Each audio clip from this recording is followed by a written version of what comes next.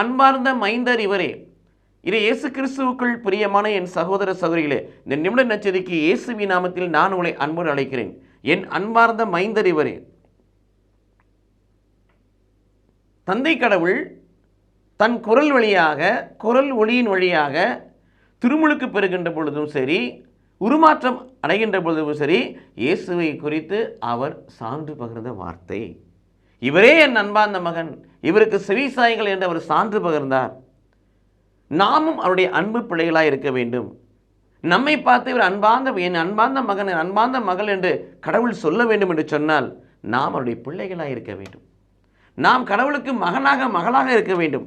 ஆண்டவராகிய இயேசு கிறிஸ்து சகோதர சகோதரியாக இருக்க வேண்டும்.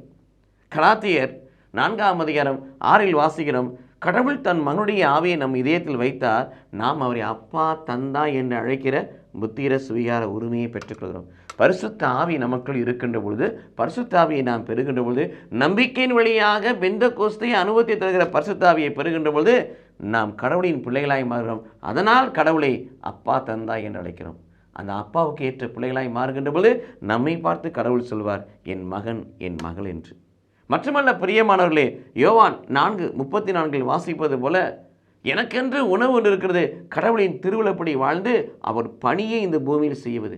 நாமும் கடவுளுடைய திருவிழப்படி வாழ்ந்து அவர் பணியை இந்த பூமியில் செய்கிற பிள்ளைகளாய் என்று சொன்னால், பிள்ளைகளாய் இருப்போம் என்று சொன்னால், நம்மை பார்த்து ஆண்டவர் சொல்வார், இவர்கள் என் அன்பார்ந்த பிள்ளைகள், என் அன்பார்ந்த மகன், என் அன்பார்ந்த மகள் என்று சொல்வார். அப்படி கடவுள் நம்மை குறித்து சான்று பகிரும் அளவுக்கு அவருடைய பிள்ளைகளாய் இருப்போம்.